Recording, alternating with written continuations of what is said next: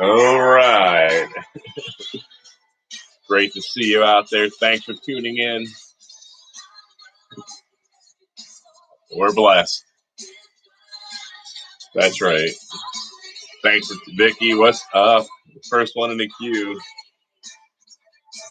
Got to put the glasses on. Kelly, what's going on? Jen, howdy, and Bonnie, Rachel, and another Kim. What's up? Good to see you guys. Hi, Patsy and Shelly and Penny. What's going on? We are blessed and thankful for your friendship and support. God is good all the time. Ron and Butler and Lynn, howdy. Rachel, Denise, say hey to your Desert Storm veteran husband 30 years ago. This time, we are getting ready to launch into Iraq and Kuwait. Judy, thank you. Howdy, Rachel. Christina from Washington County. Hope your winter is as mild as ours. Don and Lori. Shelly from Waynesboro, just down the road. Of peace. Thank you, Bonnie. Jeff, it's good to see you. It's an interesting time to be sure. John from Pike County. I need to get up there. Alan Personius, U.S. Army, fellow company commander. Love you, man. It's great to see you. Thank you, Kelly. I appreciate that. Alan's from lives in Colorado now. Has a church. He's a good man. He's a good brother, good veteran. Mary, top fan +1. Thank you. Good evening, our Captain America. That's quite a compliment. Jeremy and Andrew, Jessica, Lynn from Meadville. That's up in Rebby's country where she's from. Gil, what's going on, partner? And Linda in Elizabethtown, Pennsylvania is here. Be Happy and Giggle is here too. That's a fantastic name. Elaine in Quakertown. I look forward to going out your way in a couple weeks. Together with your senator, Bob Mensch, good man. Oh, that's nice. Thank you. Sharon from Northeast PA and Julie from Erie. Some tough people up in Erie there. So, Sue, it's good to see you as well. I am blessed. I am. If you tune into this on a rerun, you can skip over to my greetings. But I am just thankful and blessed for each of you. And so that's why I take the time to do that. Thank you for taking the time. Strange time in our country. We see, well, Mary, it's still a rough haul. Liz, thank you for that excellent George Washington praying artwork. It's in my office in Harrisburg. Carrie, it's hilarious. It's a Mastriano clock. So on my iPhone, I'm on my official government page, so we can't talk anything, beyond official business kind of thing. If you know what I mean, Uncle Joe. Most of you remember my story about Uncle Joe and Battle of the Bulge, 1944 December. Only survivor of a Sherman tank, and his favorite saying when I was growing up and listening to his war stories. You know what I mean? Joe Guba, tough Hungarian man. I loved him. He was fantastic. And it's because of him that I believe that I ended up being in the United States Army. He played a big influence with his stories of serving in Patton's Third Army in World War II. So anyway, wow, it's just ugly times in our country, huh? I mean, the anger and outrage, it's everyone just calm down. This is America. You're right to say you have freedom of speech, you have freedom of assembly, you have a First Amendment that can't be suspended by anyone.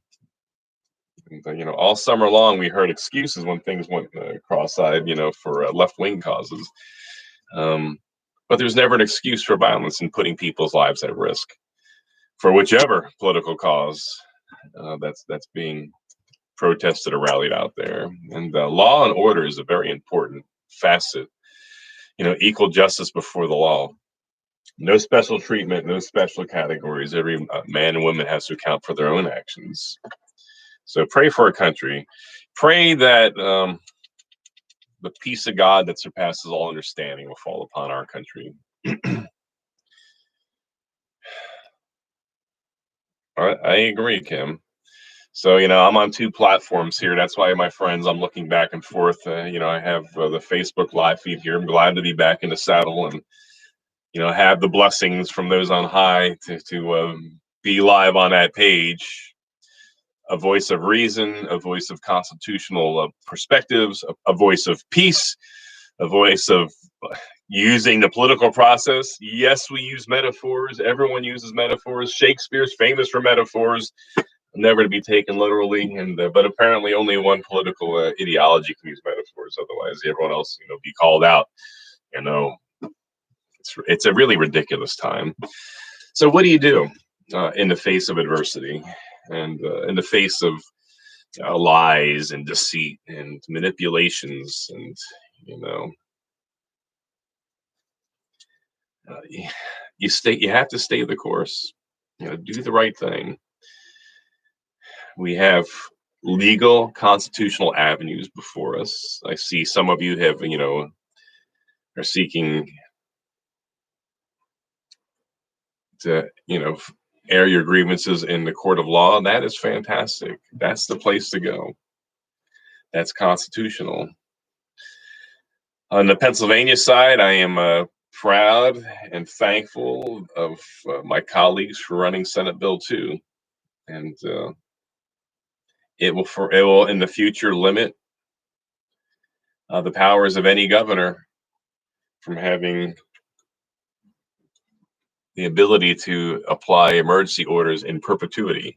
That's like a term that I learned in the French Argonne at the Meuse Argonne American Cemetery.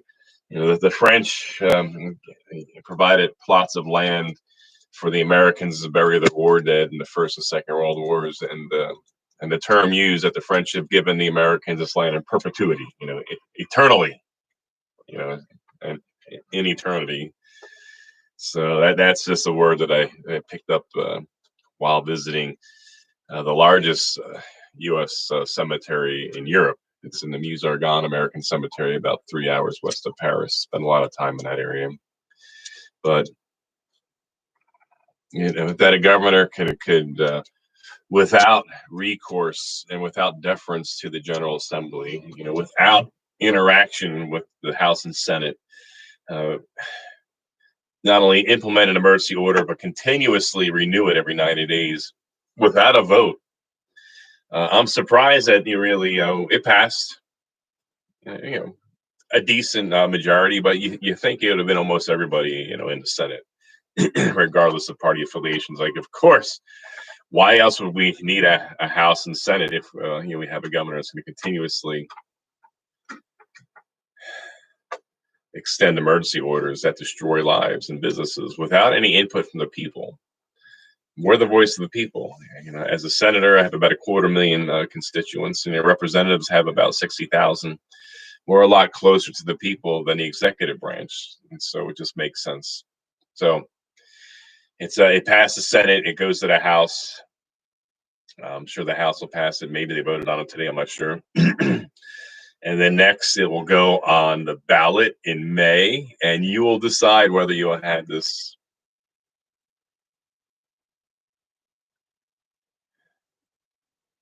Anyway, I'm distracted by some of these comments here in a good way, I guess. But you will decide whether you want to have the Constitution of Pennsylvania amended so that no governor can hold all the power in emergency orders.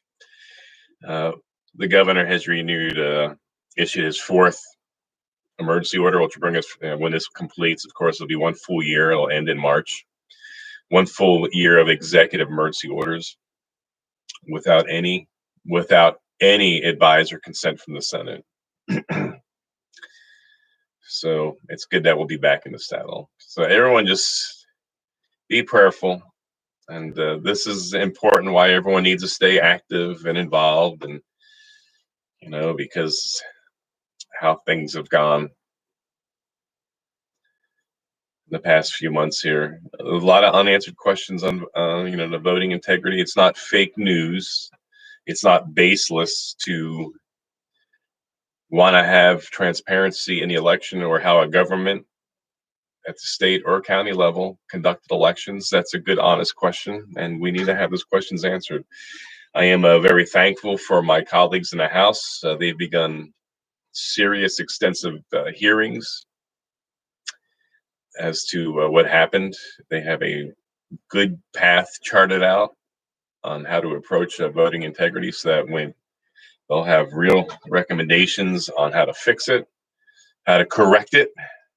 Got to make sure the language is very clear, how to correct anything that went cross-eyed, and a lot of things went wrong.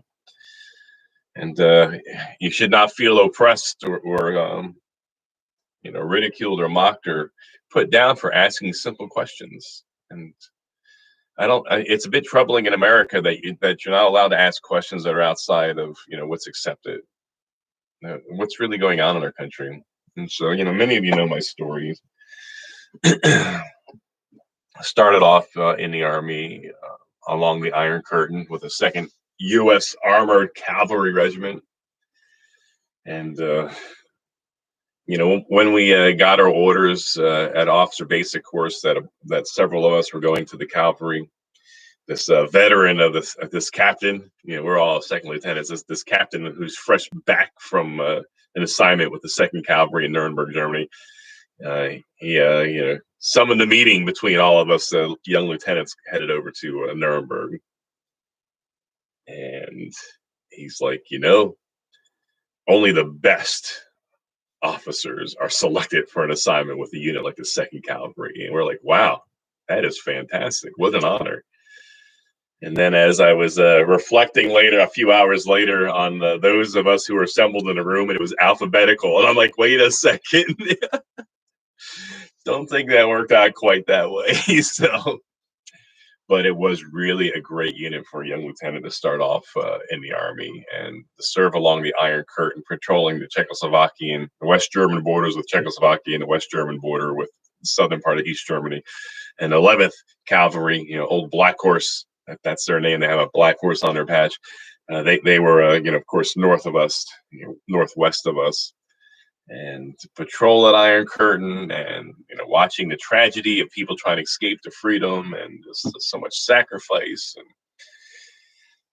and that one story that Disney did about the family in East Germany that snuck around and bought enough material to create their own hot air balloon to escape. That actually happened like a couple of years before I arrived into the unit, and it actually I guess they landed in the West German area where the 2nd Cavalry Regiment patrolled. So that's kind of cool. But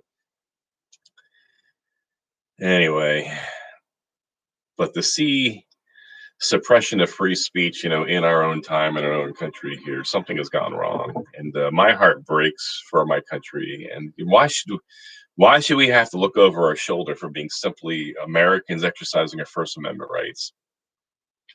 For those of you that, were in DC and did not violate any laws, you were there to peacefully assemble, to hear your president. And Ruby and I look forward to seeing many of you there. Obviously, we left, once things weren't quite right, but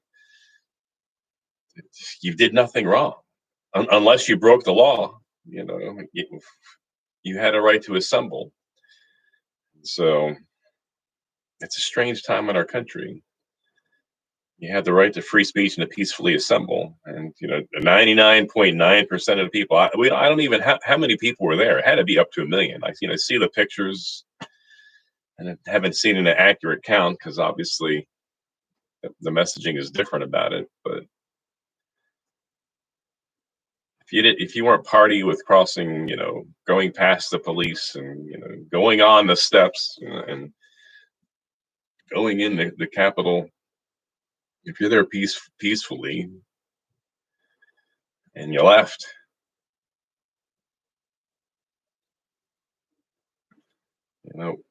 What did you do wrong? All right, so Jeff says between 1 and 1.5 million people. And Gil Resto says over 1 million. I had to be over 1 million. And look, it was the largest crowd I've ever seen. And I was there when Pope John Paul came to Philadelphia. What was it, 1980? And that was huge. But I think what we saw in DC surpassed that. But anyway, strange times. But it was a good week in session. And obviously, not a lot of bills got run because we have to resubmit legislation. Tamara, good to see you, and I'm thankful for each of you here. And I'm sorry I can't keep up with all the comments. Ashley, I hope Mike is doing okay. Let's say a prayer for him right now for full healing. But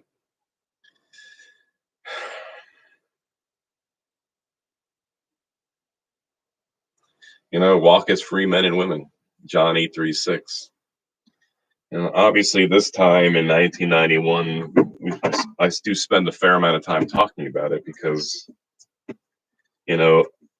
what we did in 1991 sadly is all but forgotten, overshadowed by other events. Thankfully, it was a quick, decisive war. It didn't drag on. And obviously, all war is catastrophe. When people lose lives, it's really, nothing to glorify. But it is important to remember what so many incredible men and women from across this nation and around the world, did to secure our way of life and did for the people of Kuwait. I don't know how I'm going to do this on two screens. But I guess I'll start here. There I am with a little bit of hair kneeling next to Abu Salem. These Kuwaitis were quite happy to see us. This is a few days after liberation. Obviously, the Marines and the Army Special Forces liberated Kuwait. I was given the okay to go into Kuwait City to look for one of my brothers who was there at the Marines, and I missed him by like a day. I hadn't seen him in years. But on our way home, went to the airport, talking to random Marine units. Oh, that battalion left yesterday. I'm like, oh man, but a Kuwaiti man was there in a U.S. Army uniform, but with a Kuwait name tag on, and he's like, hey. When the Iraqis invaded my country back in August of 1990, I was at school in Pennsylvania, and so I joined on behalf of Kuwait to be an interpreter for the U.S. Army. I was just with my family. Who are you with? We're like Second Cavalry, because that's where I need to go. So we hopped into the Humvee, and I'm like, could you show us around Kuwait City? Since my point of coming here was for naught. My brother's gone. He's of course, and he took us to his family and. That's where we got to meet those incredible, joyous Kuwaitis. But of course, Saddam Hussein, when the air war began, the Iraqi engineers decided to destroy the oil fields in Kuwait. Here's the Ramallah oil fields. And the pictures on this side I took. And the noise coming off of that burning oil right here. Can you see it okay on the... This picture, anyway, I'm sorry, I'm not coordinating enough to handle this. All right, there you go. On the bottom, it was like this roaring noise. You think of a really hot roaring fire.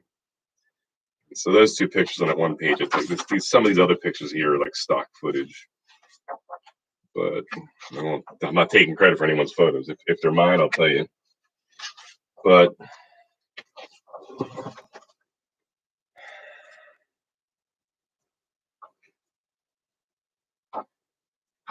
okay, so it was Ali Al-Rashid, and this is really hard. That's him here holding the baby. It's on the beach in Kuwait City. Behind us, that beach is mine. Let me do this over on this other page. So Ali Al-Rashid is right there. He was going to school in Pennsylvania when Saddam's Iraqi army invaded. So he was a guy that we gave a ride home to my regiment. Anyway, but it was a noble cause. I mean, we liberated a country. and they were thankful for it. But please do take the time to thank any Desert Storm veterans. That's the first Iraq war, often called the Persian Gulf War. And there was about 1,000 hours of the air campaign. And our brothers and sisters in blue did a fantastic job, not only softening up the Iraqi army in front of us, but also deep strikes, severing Saddam Hussein's command and control with the forward deployed forces. And then we had a 100-hour ground war, a bit longer for my regiment. We actually entered Iraq the day before the ground war. Did a minor breach across the border from Saudi Arabia into our southeastern Iraq. So anyway,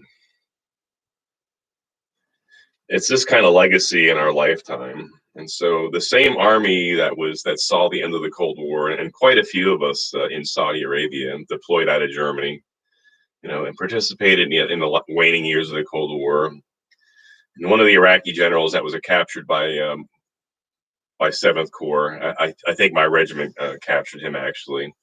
I can't remember; it's been so long. But basically, he was complaining that it wasn't fair. The same army designed to fight the Soviet Union in the Warsaw Pact in Germany, fought his division, and it wasn't fair. So it's like, wow, really? Okay, but they were impressed by how well they were treated as prisoners of war in American hands. They're like, you guys are heroes. So anyway, thank you, my friends, for tuning in here. So we persevered, grow not weary and doing good. You see lies out there and manipulations, correct the record. Stand tall. What are we ashamed of? Right? We've done nothing wrong except have an opinion and express that opinion under the First Amendment. But I'm thankful for you guys, and we're praying right now in Jesus' name for God to help our nation in this strange time that we live in, and that He'll bless and encourage each of you out there, and that you'll stay strong and stay encouraged. And so, as we roll into the weekend, I hope you guys can have some time with the family. Thankfully, the weather has generally been mild, in this part of PA, most of PA actually, so I hear. So we're asking for God's blessing upon our land, and that the truth will always prevail, and that lies and false allegations will not stand, and that we could walk as free men and women, and that we remember who we are as a people.